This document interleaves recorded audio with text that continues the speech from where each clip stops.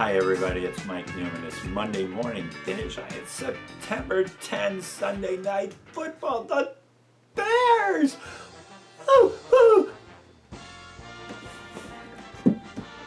What? What? They didn't win? But when I went to sleep, they... Okay, cut the music. Well, we already cut the music.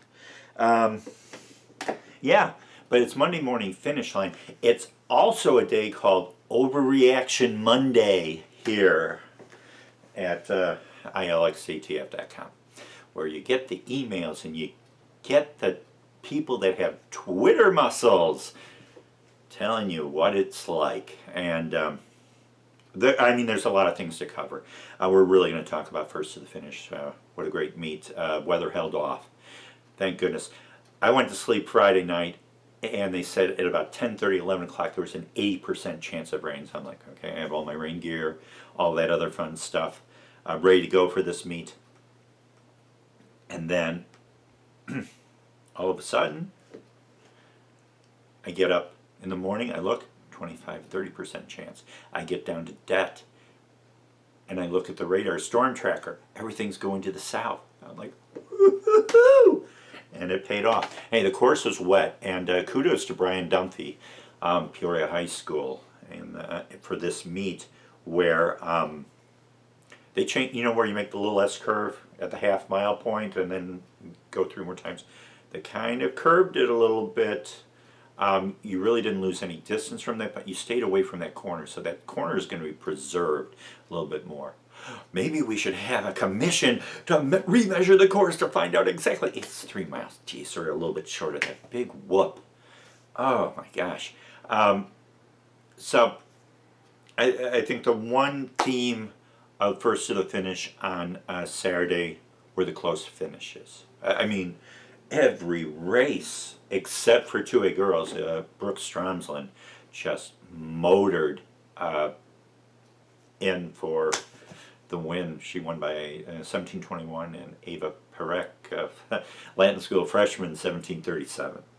But we had two close. Every other race close. Colette won by 5 seconds in the 1A race.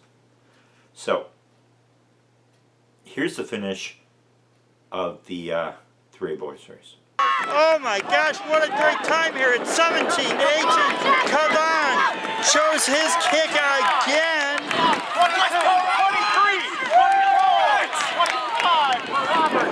26. So the one thing to point out about the 3A boys race, Kavan 14:24, Roberts 14:26. Roberts had his chutes tied before the race, so he didn't have to stop at the end and tie them. You get the joke.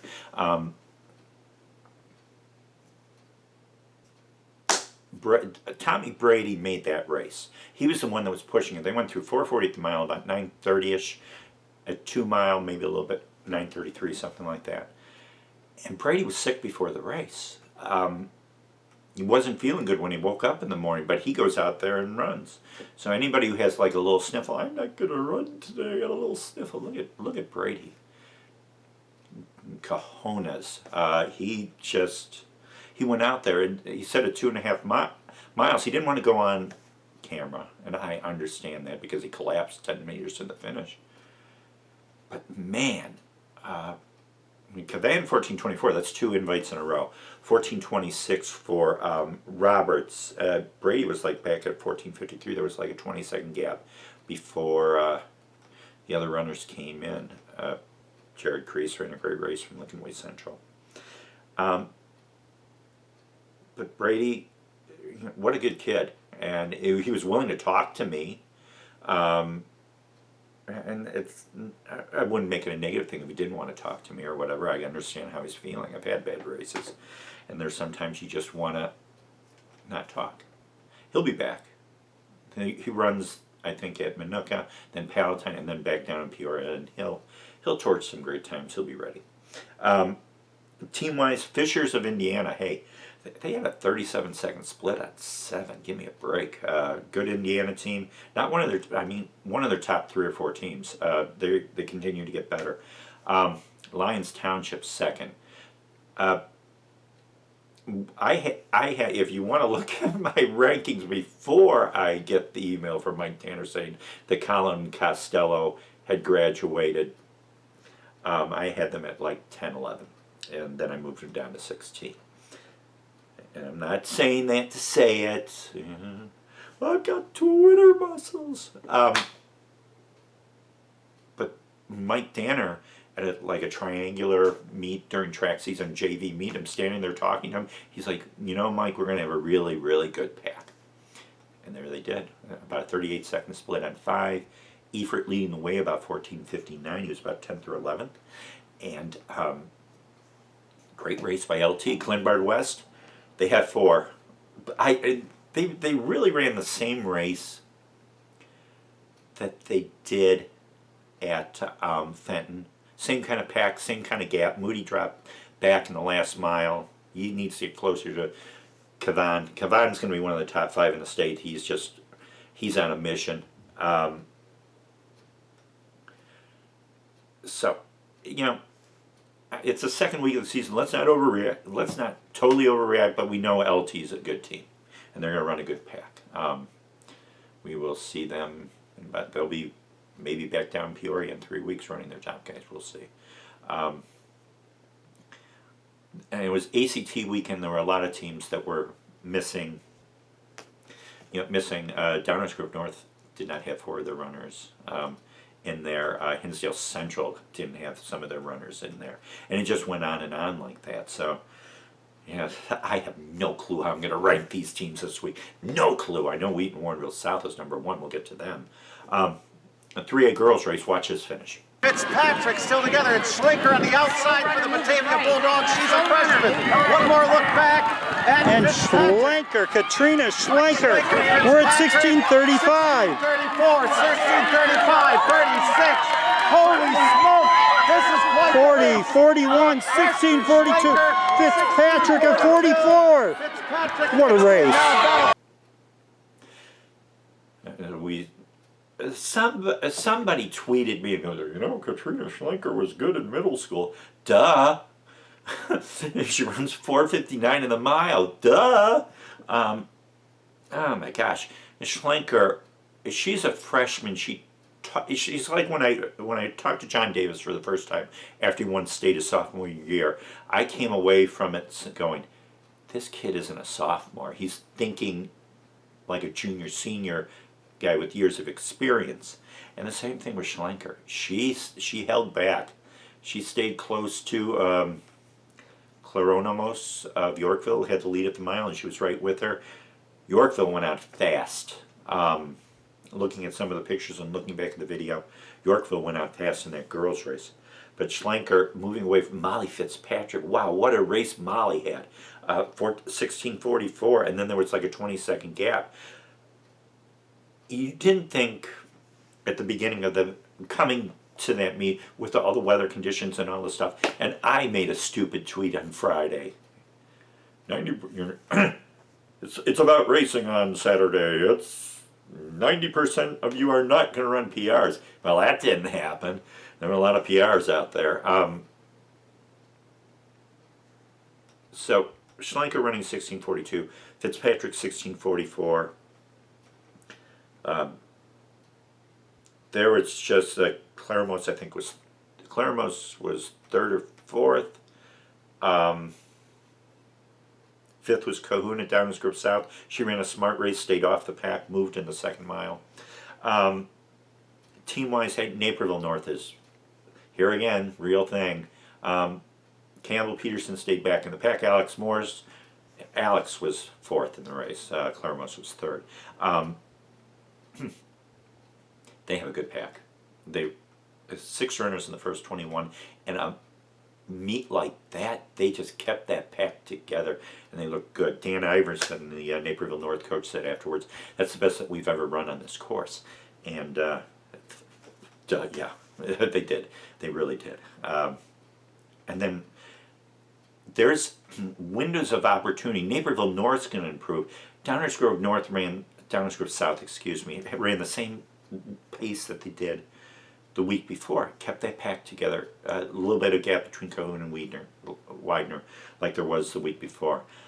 but they have that nice pack that could slip in there. And the same thing with Yorkville. Clem stepped up as their 5th runner, I think, or 4th runner. Boroviak was 5th, 6th. Nicole Greer was 6, 7. So Yorkville has the pieces there, and they'll get that race plan together, and they'll execute it when the time is right, and they'll be up there. But that was a good race. Expectation-wise, it filled my passion bucket. Let's put it that way. So 2A race. Disappointed with the times. No racing. Adam Gilbert Glob, from Metamora did not race.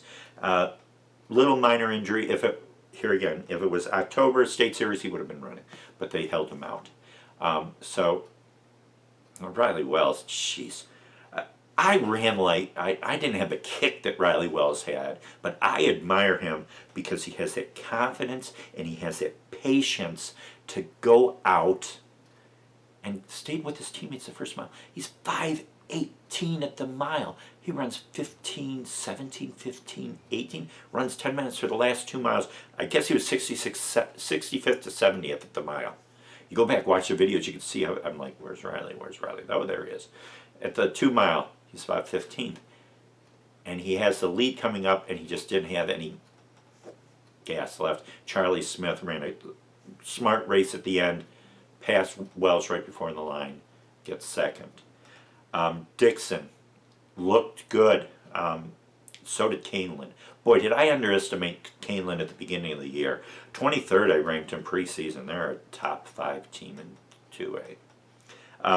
Girls race, Stromson, I mentioned her. The 17-18, she pulled away in the last 600. She was together with Perek. Perek from Lanton School really impressed me. Freshman, and she's going to be up there all year. Lanton School has a powerful one too because Marianne Mijas got 4th, and she's not in shape. That's what she said. That's what she told me.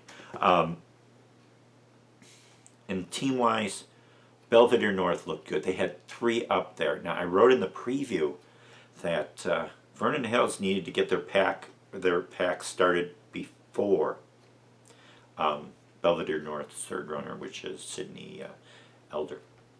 Belvedere North hit the 3.5 with Dirks and Sagona. But then you have Vernon Hills that Hannah Ray led them, was the number 1 runner. They're going to be trading off number 1 runners all year. But it was 15th, and Vernon Hills' 7th runner was like 34th, 35th, 36th, somewhere in there, ahead of Belvedere North's 4th runners.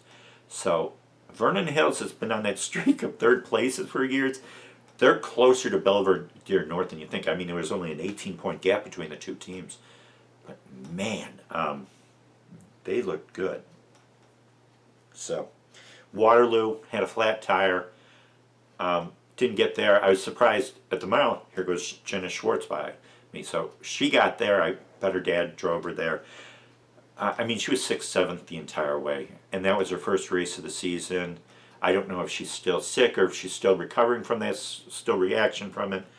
It's the 2nd week of the season. She'll be up there when the time is right. So, 1A race. Boy, the girls' race. Hey, watch the end of this girls' race. Between her and here is Roller. Trying to stay with on the outside. Emma Argo, the Class 1A champion 2017. And Roller making a move here.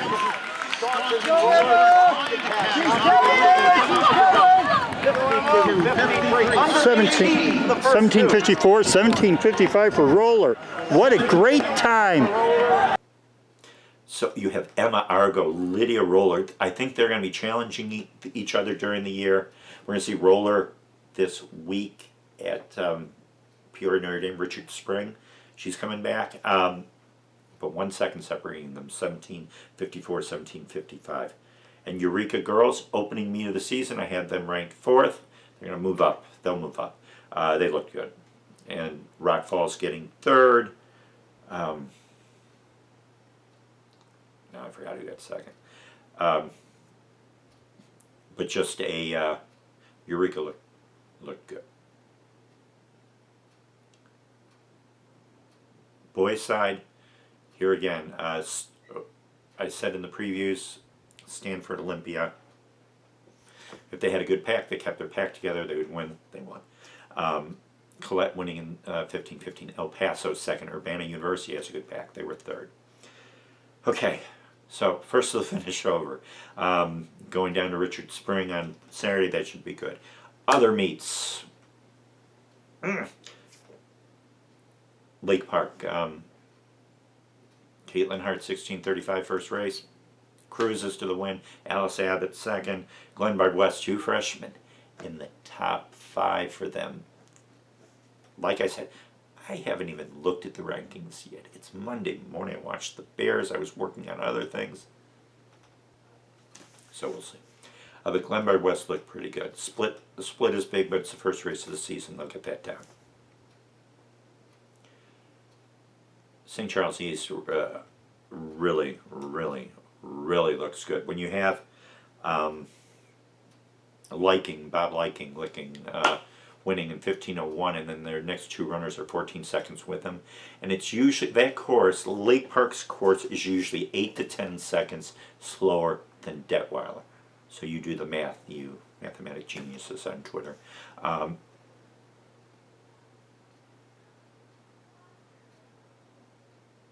I think it'll be interesting at the. It'll be interesting when the time is right with them, but they won pretty easily, 26 points ahead of Jones College Prep. Had a nice pack too, 26 second split for them. Geez, and then Huntley third. So then we go on to Wauconda, the Wauconda invite, and. So what happens in Wauconda? Wheaton Warrenville South dominates. They didn't have the Mason brothers in there, but they still look strong. Number 1, number 2 runners, Clarkone and Honstein. Reverse that. They were 1-2 in that race. They looked pretty easily. Their 5th, 6th runners are pretty strong. I think it was like a 30-second split on the 4.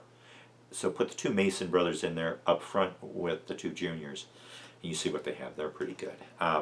Girls side, Samantha Poglish, 18:10 on that course, and it was changed to a 5K course this year. People clocked it. They said, yeah, it's 5K. So 18:10 time for an opening race for Poglish is pretty good. We're going to see her up front at Richard Spring this weekend. Wheaton Warrenville South, first race, they win easily. No real competition. Nice little packs. Their 5th runner was in the open race, so be interesting with them. They will look good this weekend at Richard Springs. And then so there was other meets. Look at the recap on ilxctf.com when that goes up. There's been some technical problems all morning, so it'll show up there eventually. Also, shout out to Nequa Valley running at Forest Park. And they had a 60-second split, but here again, it was Mudfest USA down at Forest Park on that curvy course, hilly course, and it was just mud all the way. So to run a 60-second split on your 5, that's pretty good. Michael Mattiol was their first runner, 4th place. They look good. O'Fallon winning the girls' race there. Mia McLean of Benton, we talked about her in the preseason preview. She won the girls', I think it's a small class race there, the white division race, and she looked good too. Benton looked good on the boys' side also. Preberg was missing 2 of their top 5 runners. So where does that lead us to this week? Leads us to Richard Spring. The other big meet, Manuka this weekend. It's a flight meet, but you're going to see some of the top runners there. If Roberts runs, we see Roberts in there. I think Maine South is down there, so we may see Brady there, and some other great runners. Yeah, and the girls side, I'm thinking about Manuka, and I'm thinking about Manuka girls. They put those freshmen in there. They're pretty good. In that 3A girls race, I think they were 4th, 5th, something like that. They're the real thing too. Can't wait for Naperville Twilight. We see all these teams together again. That should be fun. So, Richard Spring this weekend. Girls race should be lights out. The boys race, Shogalis didn't run at Lake Park. Naperville Central ran some of their guys, didn't run all their guys. But Chigalis against Methner, and it's just going to get fun after that. We get to see Chatham Glenwood at full strength. They got canceled at Springfield. The conditions of that course were horrible. Same with Princeton, they were canceled. Shelbyville, Belleville West were moved to Monday. So, in the girls' race, we have Hart. We have Leanna Sertz, who ran 17:54 for 3 miles at Marmion Royal Cadet. You have Ali Nagovich of Grant, great freshman. You have Isabel Christensen. You have Katie Hoey. And it just goes on. It's going to be a great girls' race. So. Keep checking ILXCTF.com. We got rankings on Tuesday. Behind the rankings on Wednesday. We'll have the coaches poll on Wednesday. Twitter again. And then we'll get you ready for Richard Spring and the weekend. Should be a fun weekend. So, see you on the course on Saturday back down at the Det. So until the next time we talk, it's Mike Newman for Monday Morning Finish. And we'll talk to you soon. Bye-bye.